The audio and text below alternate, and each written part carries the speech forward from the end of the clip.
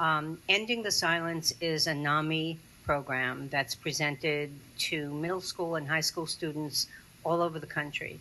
And it's a way to educate that age group in mental illness.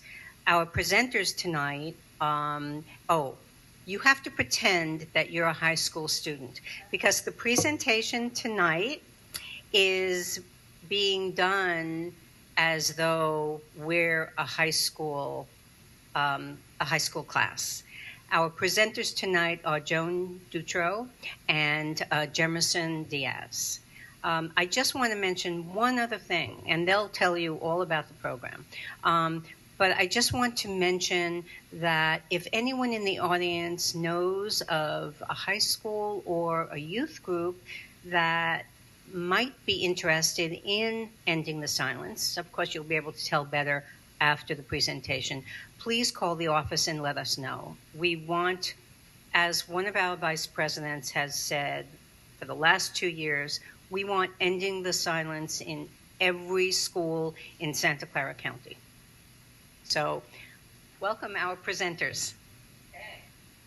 So I have a voice that's carrying all the way to patients go, but I'm told I have to turn this on, so if I blow your ears out, I'm really going to apologize. All right, how's that?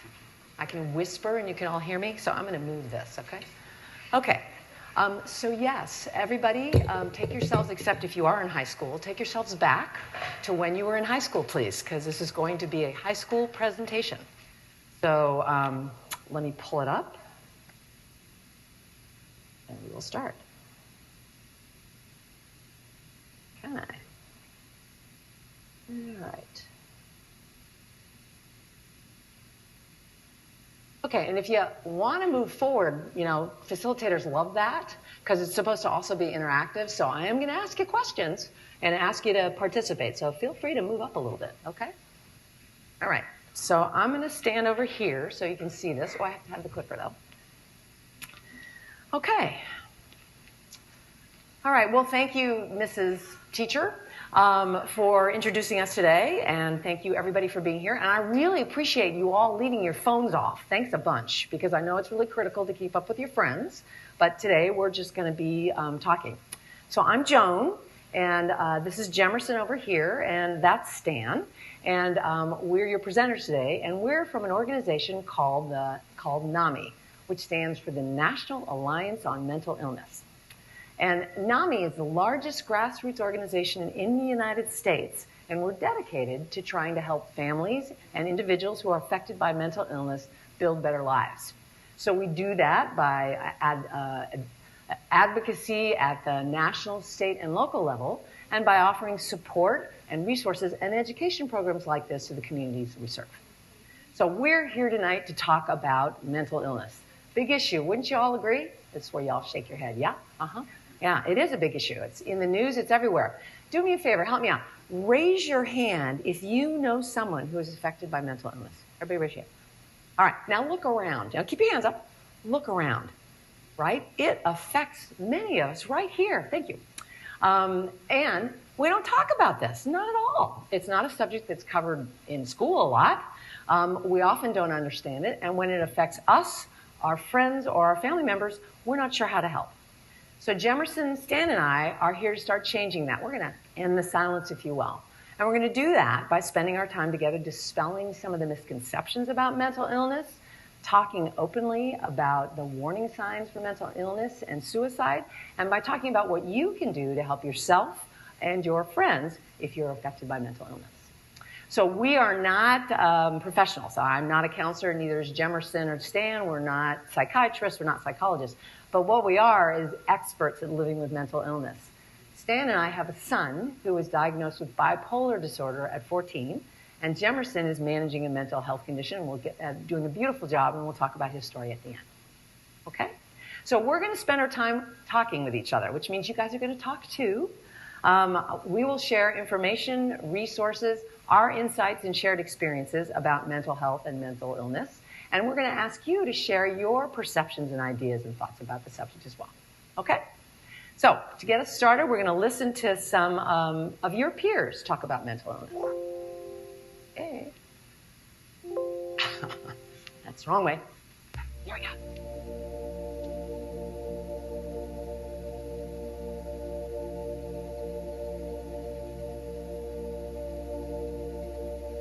My ADD makes it impossible to focus. Don't they get it?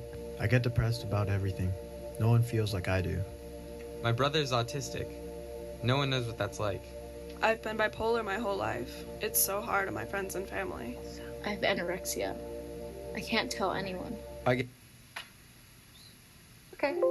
so anxious. I can't stand it. No one ever seems to care. My OCD annoys everybody. I don't have any friends. I'm suicidal. Would anyone care if I were gone? I know what you mean. Sometimes I feel the same way. Yeah, that's totally me. Thanks for having my back.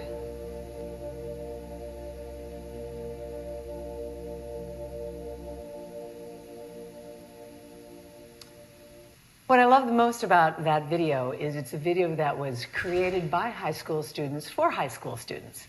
A number of some kids in California high school students put this videos together, and you'll see some more as we go through the presentation. And they're doing a project called Directing Change. And it's their effort to sort of help end the silence, to talk about stigma with mental illness and the need to reach out. And I think they do a beautiful job of talking about what it feels like to deal with a mental illness. Okay? So let's get ourselves started. I feel like I'm screaming again. So what is mental health? Well, bottom line, if you have a brain, you have mental health. And if you're mentally healthy, you do well in life. Now, being mentally healthy doesn't mean that you're always smiling and happy. Everybody has a good day and a bad day. But what it does mean is that you're able to enjoy life. You're out with your friends, you're enjoying hobbies, going to school, you're getting out and being active, and you're feeling good most of the time.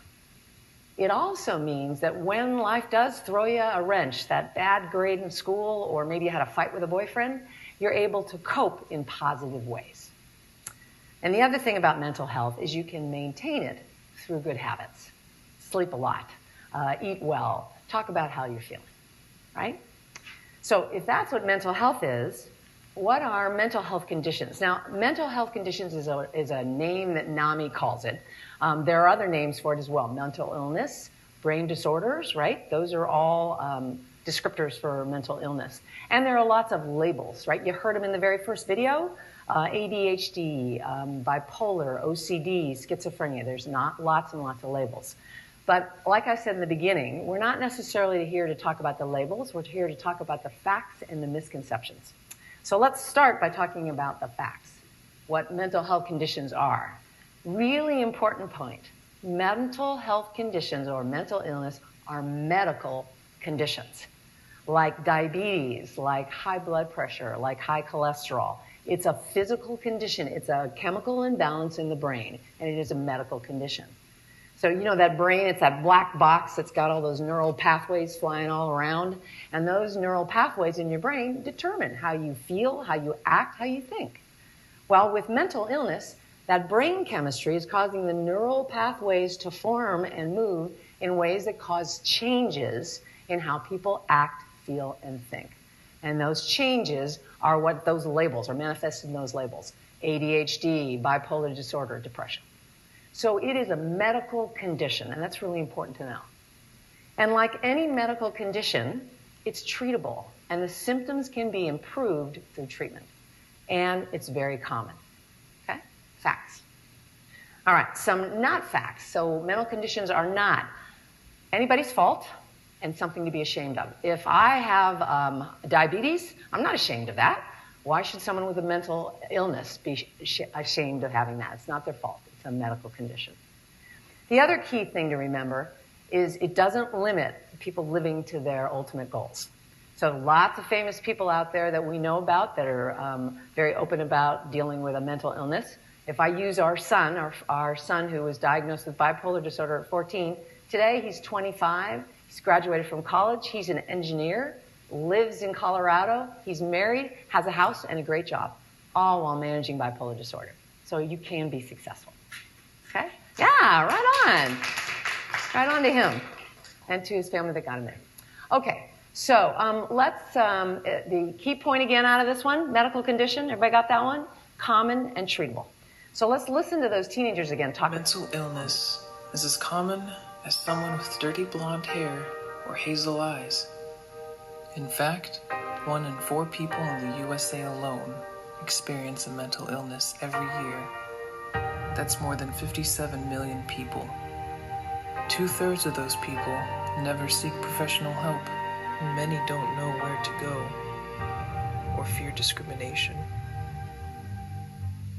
But we can change this by simply becoming a friend and lending out a hand to those in need. We have the ability to help each other out. So why not? To start learning how you can become a friend, visit us.reachout.com.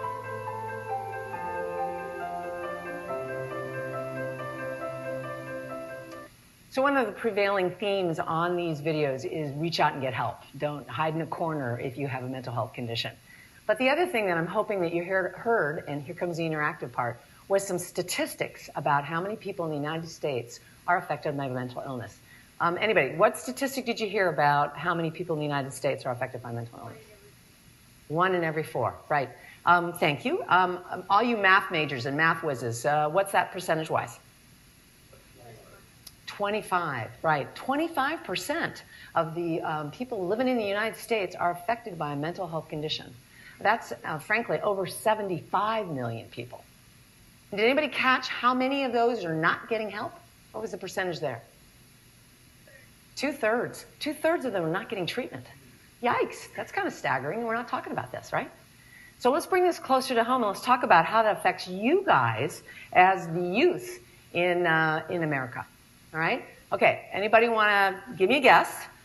What do you think the statistics are for young people, your peers, living in the United States? How many of them are affected by mental health condition? Anybody? Take a guess. I'm sorry? 1 in 5? Okay. I'll say 45%. 45. Who are not diagnosed with mental illness. Okay, 45% not diagnosed. Anybody else? 1 in 5? Anybody on that side of the room? Come on, you guys can share. Sorry? 1 in 5. Yeah, you guys read the news, didn't you? So the actual statistic is 1 in 5. And we're going to kind of do this visually. So there are about 30 people here, so I need 1, 2, 3, 4, 5, 6. Stand up for me. Okay? Okay? So this shows you in your class of 30, in your team of 30, at a party where there's 30 of your friends, 6 of them are dealing or will be dealing with a mental health condition. Okay? It's important to note. It's a lot of us. Thanks, guys. You can sit down. All right. What percentage of your peers who have a mental health condition do you think get help? Any idea? We know 2/3 of them don't get help in the U.S. No idea. Sorry? 1/3? 10%? 50%. So 50% of kids from 8 to 15, and these are statistics that are managed through something, organization called the National Institute of Mental Health. Only 50% get help. Why do you think that is? Why do you think people don't get help? Stigma. Stigma, okay. What else? And they're embarrassed, yeah. They don't know there's a problem. What else? I believe for school-age children, sometimes the teachers or the parents don't pay attention to the signs. Right. So when they're there, they're gaining weight or losing weight, those symptoms. Okay. And they just ignore it. They don't know. Okay, so if you didn't hear that, it's the parents. The parents aren't paying attention. They're either not seeing and the teachers, they're not seeing what's going on, or maybe even refusing to see what's going on, right? Lots of reasons why kids don't get help. Embarrassing, I'm not sick. Front row had the answer, and stigma. That is the biggest reason why kids don't get help. Okay? All right, what is stigma? Anybody want to share what they believe stigma is? Tough crowd. These early morning classes are killer. Go ahead. Shame? Mm-hmm. What else? Somebody else had a hand up? It's people's negative view. God, you're a gift, Ava. Is that okay? Yeah, it's negative belief. It is. It's the negative beliefs. It's an underlying negative belief somebody has about people that are different. So would you guys say that there are definite stigmas about people with mental illnesses? Yeah? Yeah? Yeah, like what? What are some of the stigmas that are out there about people with mental illness? Dangerous. They're dangerous. What else? They're violent. They're violent. What else? Different. They're different. Yeah. They're deviants. Yeah? It may be contagious. I could catch it by standing next to it. Yeah, right on. Yeah, it's pretty scary stuff. And, yep. They can pull themselves out of it. Yeah, come on. Would you lose the drama? You can pull yourself out of it at any time, right? It's scary. It's dangerous. They're violent. You could catch it. You're, a drama queen. Those are all the reasons that are stigma that we have beliefs about people with mental illness. And so, how do we treat these people? These violent, we could catch it, you're a pain in the butt type of people. How do we treat them? We avoid them. We avoid them, right? You know what we do? We stereotype them, we label them, we bully them, and we discriminate against them. I'm going to talk about our bipolar son one more time, who was in college, living with roommates. Now, redhead, 6'5 plus, about 240. Scary looking guy. Marshmallow. Wouldn't hurt a flea. But bipolar, so he had moments that were not really great. He lived with 4 roommates. He acknowledged that he had bipolar to his roommates, had kind of a bad quarter, and one of the roommates really didn't like him. Got the other 3 to say, he's violent. Got the parents to agree he was violent. He got kicked out of his apartment as a sophomore in college because he was bipolar, and they discriminated against him. It's out there, and it is the big reason that people don't get help. So, guys, what you can do, it's the first step that you can take to help end the silence. Don't allow this, right? If you have a friend who you believe has a mental health condition or mental illness, don't bully, don't stereotype. And if you hear other people doing it, please stop. Okay? Yeah. Yep, it is. It's exactly right. The comment was, it's like racism in the 60s. Yep. It's not fairly treated, right? So that's our place to start. Okay? All right, so we've talked about stigma. We've talked about the fact that it's a medical condition you shouldn't be ashamed of. The other thing I said that we were going to talk about was warning signs. So I'm going to ask you again. What do you guys think are some of the warning signs for mental illness? Anybody have a thought about that? Yes. Yeah. They start getting disinterested in the things they were interested in. Yep, right on. What else? Yep. Isolation. What else? Changes in sleep. Changes in sleep. Yep. Instability. Yep. Eating disorders. Yep. Depression. Right. All right. Excellent. So I'm going to list these out. You have a packet of information, and in that packet is a wonderful blue sheet that lists them all. So don't panic about, oh my God, what is she saying? And as the teacher told you, you have to write stuff down. Don't worry about writing them down.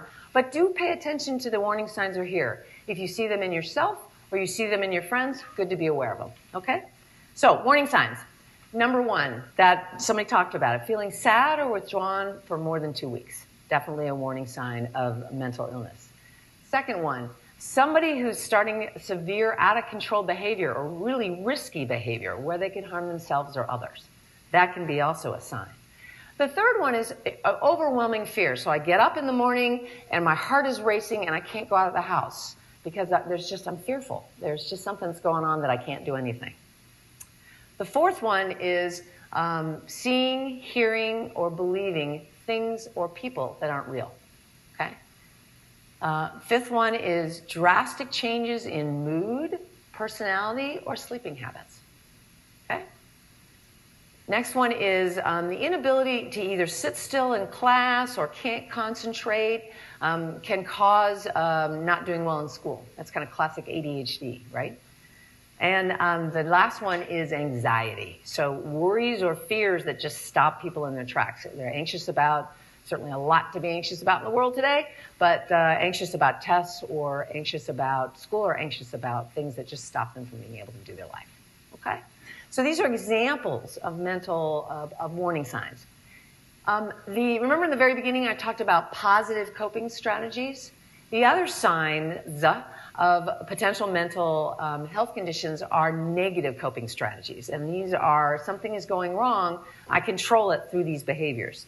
Gabrielle talked about eating issues, right? So someone is stressed, and the way they handle it is they either stop eating, or they take laxatives, or they throw up, or they're anorexic, or they go on the other side, they gain weight like crazy. Another way that is not a healthy coping skill is overuse of alcohol and drugs, self-medicating. I don't feel good, so I'll just go get high, or I'll get really drunk. And lastly, but definitely not least, is self-harm, or thinking about taking their life through suicide. Those are all negative coping strategies that could suggest that someone has a mental health condition. Okay? Okay, so that's a great list, but when do you know that a warning sign is a warning sign, not just a bad day, right? We're teenagers. Teenagers are just automatically emotional and moody, right? And there are days when I can't concentrate, and frankly, I talk to myself regularly. So how do I know that it's an issue? Use these 3 criteria: duration, intensity, and level of distress. Okay, I'm going to use my son one more time here as an example of this. So everybody plays sports. My guy was a goalie, and everybody has good days and bad days, right? They have a good game or a bad game. Well, when our son would have a bad game, oh my heavens, he'd walk in the door in a mood that was darker than dark. We'd live through dinner in a surly mood. He'd go upstairs to do his homework, slam the door, the ragey music would start, and when one of us would finally go up to tell him to turn it down, he would try to get us into a battle, all right? Spend the rest of the night awake, and then that would be followed by 2 or 3 days where he just couldn't get out of bed. Moody teenager? I think not. Symptoms were very severe. Duration was a bunch of days, and it absolutely impacted his daily life. So that's a kind of over-the-top example, but use those criteria as you're thinking about yourself or looking at your friends, okay? So warning signs that are intense, they're lasting, and they're impacting daily life. All right? Got it? Okay. So the other thing that we should talk about, and no mental health discussion is complete without, is suicide. And it's a complicated issue. Typically, someone doesn't take their life through suicide because they broke up with a boyfriend or one thing happened. And oftentimes, mental health can be an underlying cause because people with mental illnesses aren't thinking rationally or logically. So let's talk about the warning signs and what to do. So clearly, if somebody is talking or writing or drawing about death, concern there. Okay? Additionally, if someone's talking about no reason to live, it just would be better if I weren't here anymore. I'm a burden to everybody. I'm a pointless person. Another concern, right? If they are feeling very hopeless or despondent or just not interested in the things that they used to like before, a warning sign. If they are looking for ways to attempt suicide, they're giving away possessions, if they're acting recklessly, these are all symptoms or signs of someone who may be considering taking their life through suicide. And they can be really subtle. They're not necessarily really obvious. So if you have a friend that you're worried about, use your intuition. Because too many times, right, we hear about Susie took her life through suicide, and we're so surprised. No one even saw it coming, right? So you need to react. And the way that you react is by asking the person, are you thinking of suicide? Are you thinking of taking your life? Now, I know people automatically go, well, isn't that going to put that thought in their mind? No, it's not. And in fact, it's allowing them to talk to someone else and hopefully get help. So if you can't ask that question, get a trusted adult or ask a friend to tell them, but are you thinking about suicide? Ask them. And if somebody is suicidal, you don't want to leave them alone, right?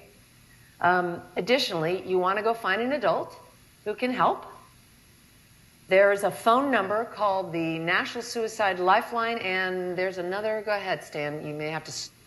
Yeah, so Vic and John worked on a great app called My3.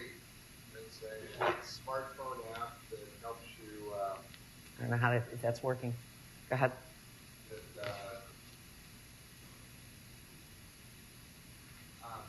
It's a great in-your-pocket resource for people that you can reach out to, as well as it has buttons where you can push to call the National Suicide Lifeline or 911.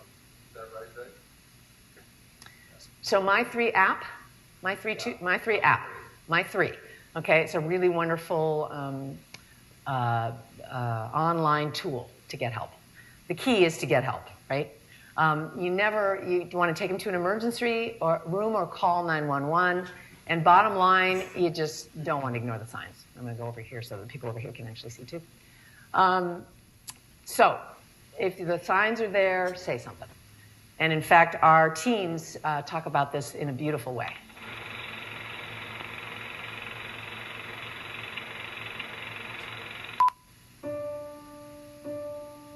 This was the first day we met. I knew right away that you were going to be a big part of my life. We had so many good times. But this was the day you started acting different. You isolated yourself. You were sad all the time. I thought you were ignoring me, but when I saw your wrists, I knew it was much more than that. I knew I had to talk to an adult so you could get the help that you needed.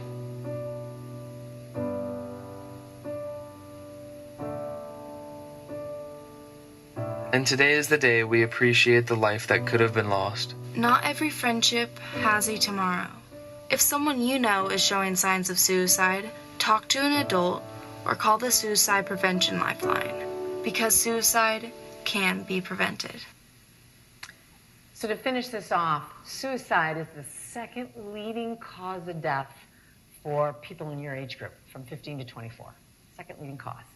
And of those folks that take their life through suicide, 90% of them have a mental health condition. So it's important. I don't mean to scare you all, but it's important to pay attention to this. Okay? Okay, so we've talked about the warning signs of both mental health issues as well as suicide. But remember in the very beginning, I said one of the main truths around having a mental illness is you can be very successful. And you can, because it's a medical condition. So let's talk about how you can manage a mental health issue and get hope. One of the first things that helps make symptoms better is treatment. Remember I talked about treatment? For any medical condition, treatment helps the symptoms get better. And for mental illness, that treatment is therapy, right? Finding someone or something to talk to understand your symptoms, to figure out how to manage the behaviors, to get help. And there's a variety of different ways of getting therapy. The other part of treatment is medication. Chemistry and balance, right? So the medication helps the symptoms and helps improve the symptoms. So therapy and medication are the two key pieces to treatment for mental illness. And lastly, the earlier, the better. The earlier the mental illness is diagnosed, the better the outcome, the faster the intervention. Okay? So, making symptoms better, get treatment. All right, here comes the interactive part again, guys. Another way is positive coping strategies. So, all you wonderful high schoolers, when you're feeling stressed or you're having a bad day or it's just kind of you're feeling yucky, what do you do to make yourself feel better? What are some good ways that you help improve your mood? Listen to music. You listen to music. What else do you do? Draw. You draw. Uh-huh. Exercise. Say again. Exercise. Yeah. Uh-huh. What else? Practice soccer. Practice soccer. Yeah. Not against my son when he's in a mood. Yes. What else? Yeah? Hang with friends. Hang with friends. Yeah. Say again? Watch a movie. Right. Terrific. You guys have got great coping skills. Well, that's the same thing that folks with a mental illness need to do as well. Getting enough sleep is critical, right? Because they need to relax and rest that brain. Exercising and eating healthy. Writing in a journal, blogging, or listening to music. Being active. They all help to improve mental health. Okay? So, get treatment. Use positive coping strategies. And the other thing that the videos have been talking about, reach out and get help from friends.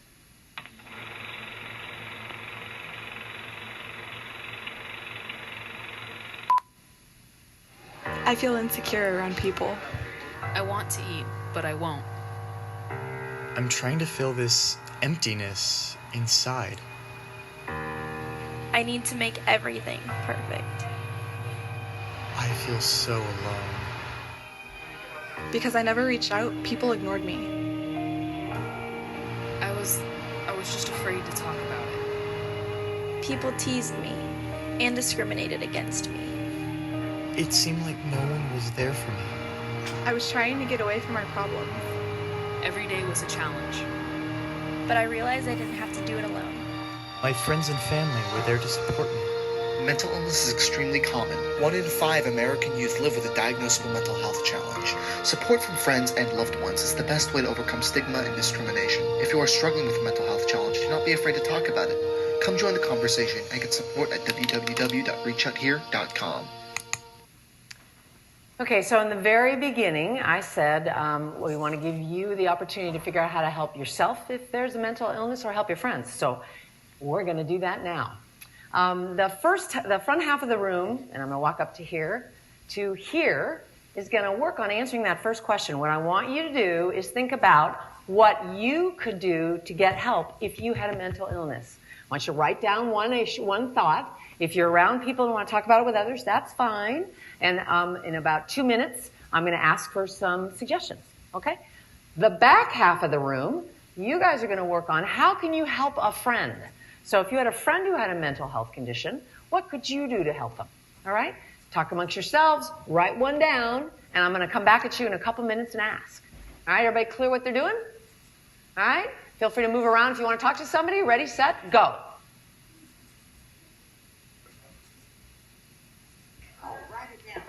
Yeah, write it down. Got to have it written down. All you high school students.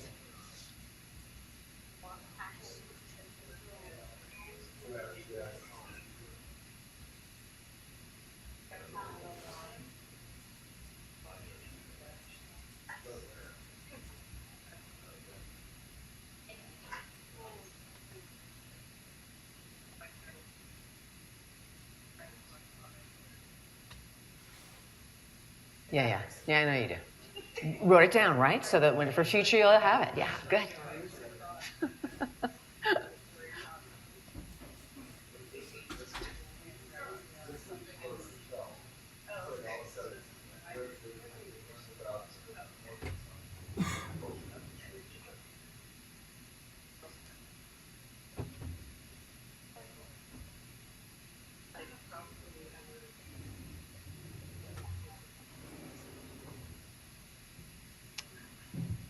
All right, you guys got it? Or are we starting to talk about, school stuff and our buddies and friends? Or we ready?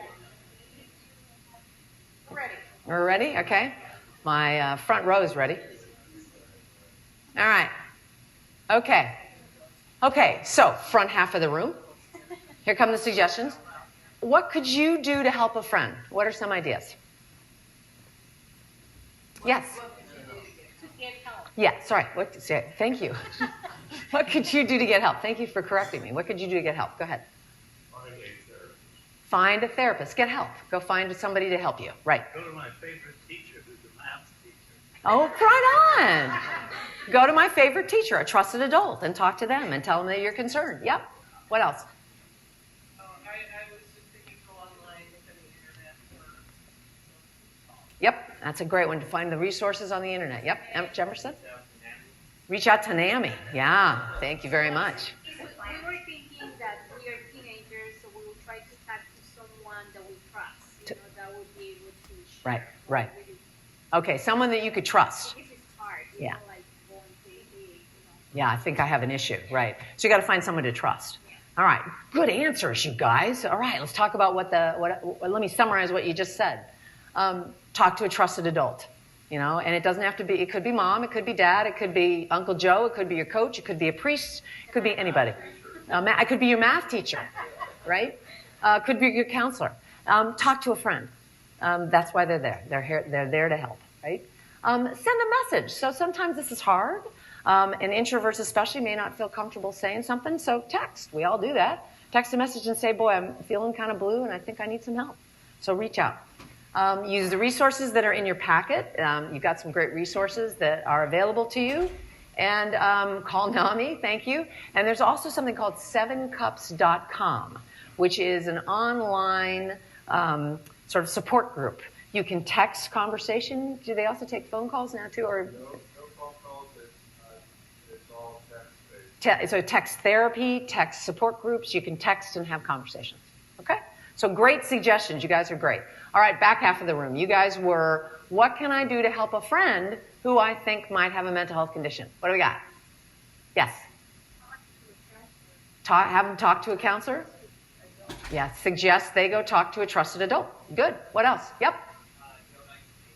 Say again? Don't isolate them. Right. Be a friend. Include them in your plans. Right on. Yep. What else? Invite them to go to exercise with you. Yeah, super. And active listening. That's a good one, right? Sit down and just let them talk. Well done. God, I want to be your friends. Well done, you guys. And you got it, right? Recognize, oh, this is a good one. Recognize the warning signs, okay? That's really important. If you see something that you're worried about, share your concerns with them. You know, you can always go, I had to sit through this silly class, and it was kind of a pain, but they had some really interesting information. Let me tell you what I learned. Does that look like anything you're aware of? Talk to them about it. Encourage your friend to talk to a trusted adult. Share resources with support and information. Be a friend. Include them in social plans. Help them stay positive. If someone's on a treatment plan, encourage them to follow it. Active listen, offer and support. Well done, you guys. And that's what you can also do to help end the silence. Be a friend and take care of yourself. And so with that in mind, our teenagers would say, you are my friend. You are not a mental illness, because you cannot be defined by that, just as I cannot be defined by my race, gender, or sexuality. You can be defined by your strength, both literally and figuratively, and by your amazing sense of humor. You always know how to put a smile on my face. You can also be defined by your passion for music. There are endless definitions to who you are. Unfortunately, there are some people who would rather define us by what makes us different than them. However, you are more similar to me than many of those people are. I stand up for you because you deserve a lot better than you often endure. You are not your mental illness because that could have happened to anyone. You are uniquely you because of your character. Right? You are more than your mental illness. And look at all these people who are living with a mental illness and being very successful. Right? Demi Lovato, we all know, she's a famous singer and she has bipolar disorder. Adam Levine, Mr. Voice, you guys watch The Voice, right? He has ADHD. How many people have seen the movie The Titanic? Titanic? Yeah? Okay. Leonardo DiCaprio, OCD, right? And Lady Gaga over on the right, PTSD. They can be very successful. I also talked about my son who can be successful, and we have a person here today who's going to share his story, who's managing a mental health condition and doing a great job. Jefferson, come on up.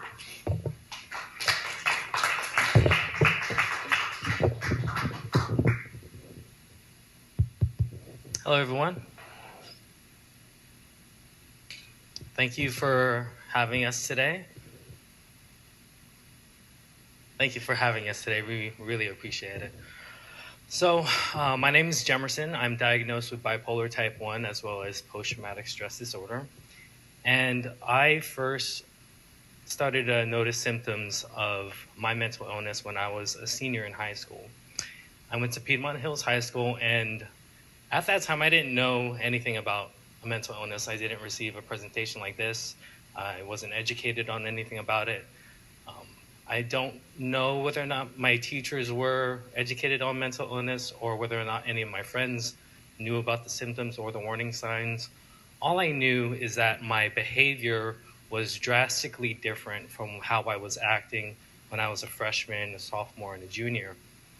During those first 3 years of high school, I was pretty introverted. I kept to myself. I kept to my small group of friends, and relatively everything was normal. But when I turned into my senior year, I became extremely extroverted. I wanted to gain everyone's attention all the time. I wanted all their eyes on me, and I needed to be this big ball of energy everywhere that I went. I would sing Disney songs in the hallways, and I would just try to meet everybody and try to be their friends, and I just had to grab all the attention all the time, at least when I was in front of other people. But when I was alone at home, I would just feel super isolated. I needed to keep to myself, and I felt that everything was just dark. It was beyond sad. It was super low, and I never felt that way before. And then I just couldn't wait to go back and see more people, and then get so much energy, and then it would just deplete by the time I would get back home for some reason. And this kept on going. My grades started to fall and decrease, and then what happened was I decided to join the military after high school. I joined the United States Marine Corps, and about a couple years in, we had one tour in Iraq. I started to get, that's when my symptoms really took on in my mania. I started to believe that I was this being sent by God called Hope, and my duty in life was to go save the world by spreading hope everywhere that I went.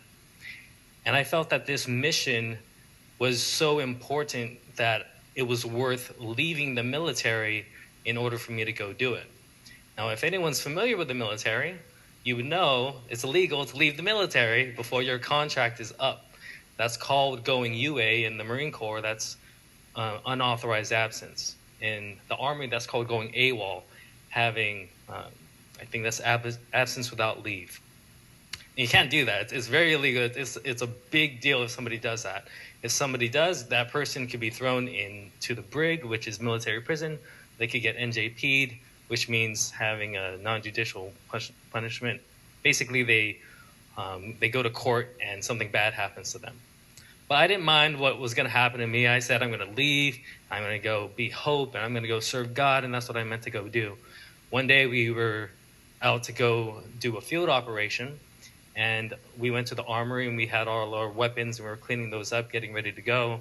And I just said, okay, I'm going to go leave. So I took my weapon, and I put it on my friend's truck.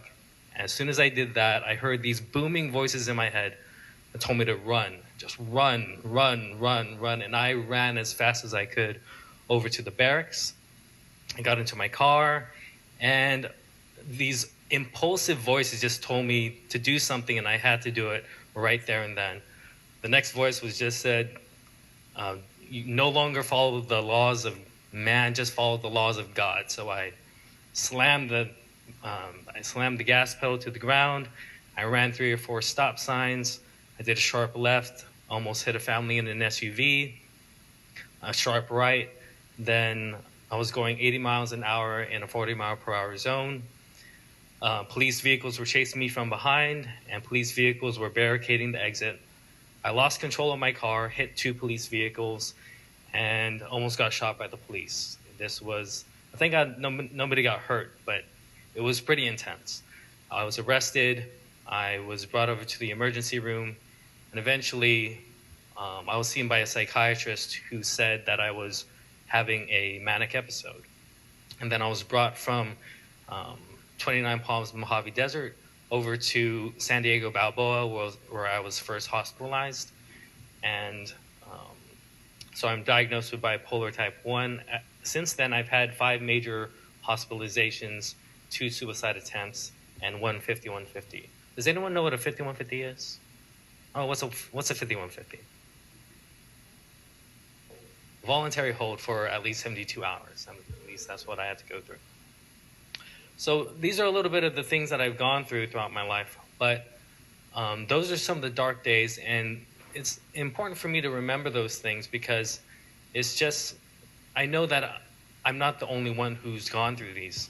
Ever since I've been hospitalized, it's funny because when I was hospitalized the several times that I was happy to see other people who were going through the same thing, people who've had intense stories that a lot of people can't relate to. But I was happy to see them because I could relate to them, and they would tell me their stories, and I would feel that if I'm not the only one that has this, that means there's a way that we could go and work with it. It took me 11 years to accept having a mental illness. I would always think of it as a condition, or I would think of it as an issue. But I never thought of it as an illness until 11 years later when I was involved with NAMI. And I kept on wondering, why should we call it this? Why should we call it an illness? That has this ugly connotation to it. But the truth is, for me, what I've learned in my life, it's so important to accept it as an illness, because when it is, then it could really be dealt with accordingly. So if I were to have cancer, and if I say, it's just something I'm dealing with, but I don't take it seriously as a major illness to fight, then I'll probably just let it go. The same thing is what I've noticed with my bipolar and PTSD. If I don't really accept it as a major illness, then I would never take seriously the treatment. I would never take seriously the care that my family and friends were looking to support me with. I would just brush them off or push them away and try to figure this out all on my own. The reality of the situation is, of what I've learned, and is that many people, thousands and thousands of people, have gone through bipolar. And it's been put into what's called the DSM, the Diagnostical Statistical Manual, where many people have, where many doctors have come together and said these are all similar symptoms. Many people have had what you've had, and still we have the treatment that's out there. So that's what's so important, that I was able to get the treatment that was necessary. I take medications that I had to modify over time, because the first medications didn't work for me, and I got hospitalized because I decided to stop taking them. It's so important to just work with the doctors, work with the therapists, because they're out there to help me. And for a long time, I was just pushing them away. Eventually, I did accept a lot of the treatment properly, and I've gone through certain coping that has helped me a lot. I love rock climbing. I go scuba diving, free diving, and many other things. I'm playing with my dog, taking him over to the dog park. These things are so... I've heard of these coping strategies in the past, but I've never really saw how important they are to schedule in my life. I've noticed that for a long time in my life, I would only focus on doing things that are career focused or productive focused, and would put myself and my personal life on the back burner. But what I've realized is that a significant part of me is my personal life. And if my personal life isn't strong, if it's not being nourished, then all those things that I'm putting my energy towards is for nothing. It's just to gain money, or is it just to gain recognition or something? That if I don't have a personal life that is fulfilled on my own, and if I'm not happy with myself, if I'm not content with myself, if I'm not building confidence in myself, then what am I doing all these things for? So that's what I've learned, is like these coping things are so necessary. It's so necessary to schedule time for me to go rock climbing, to go scuba diving, to go with friends and go out to eat and just have social times. Those are absolutely crucial things to do in order for the different aspects of my life to be fulfilled. So with these things being in place, with these different areas being fulfilled, I'm able to have different successes in my life. I was able to graduate from San Jose State, get my bachelor's degree.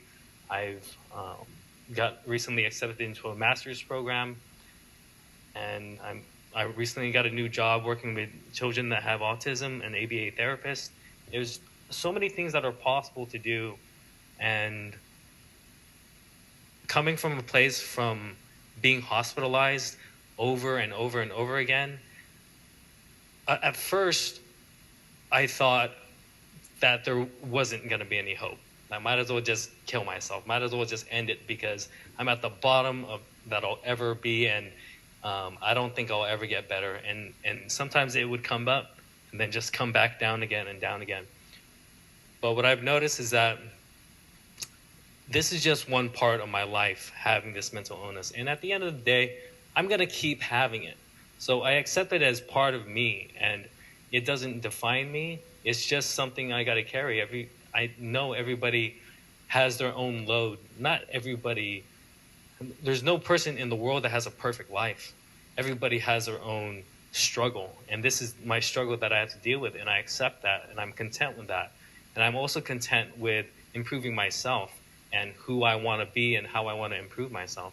So I'm happy that I get to share my story and talk to individuals who also have it. So if you do have a mental illness, or you recognize these warning signs, or you're thinking about it, or you know one of your friends is displaying any of these things, talk to them and share your story, or ask if they could reach out to anybody. This is so important to talk about it and address it early on, because 50% of mental illnesses happen at the age of 14. And for me, it was at 17. So I wish I heard this presentation back when I was a senior. I wish that I had education about it when I was early on, because I've lost, I don't want to say I lost, but I felt that I lost about 9 or 10 years without having the proper education before. Thank you for having us for this presentation.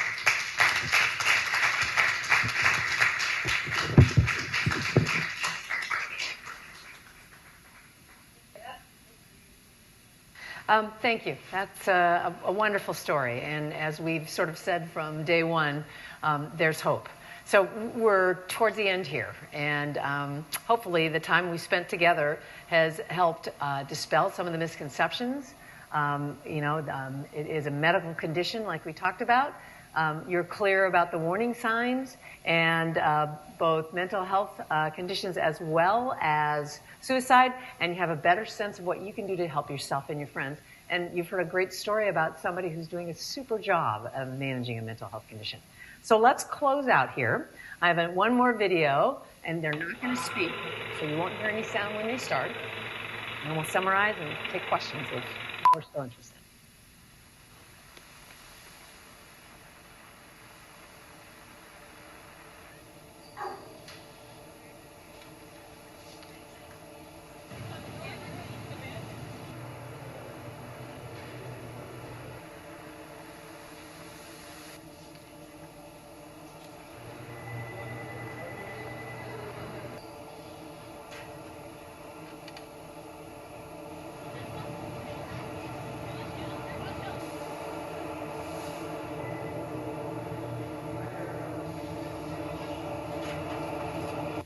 I ended the silence. Studies show that 1 in 5 teens are living with a mental health challenge. However, mental health symptoms are treatable. Don't be afraid to take a stand against the stigma. Speak up or show support. If we all speak loud enough, we can end the silence for good. Join the conversation and find support at www.reachouthere.com. So in summary, right, your job, leaving the camera here, besides the great little notes you took, reduce the stigma, take action, right? Talk about mental illness with friends and family, share links to resources, stop the stigma. Don't let yourself bully, stereotype, and stop people from doing that. There's an interesting posting place where you can talk about positive things and positive statements on oktotalk.org, right? So reduce the stigma. And for you, remember, it's a medical condition. That's absolutely a critical piece, and it's not anyone's fault. Know the warning signs, and remember, you're not alone. Recovery is possible. There's definitely hope, and help us end the silence, okay? Okay, so that's the end of our presentation. I don't know if anybody has questions, because there's a couple of us here. If you do, feel free to ask, but we'll end 5 minutes early, and you can go get lunch or a snack or something. And Jefferson and Stan and I will be here if you have questions after. And thank you for being so engaged.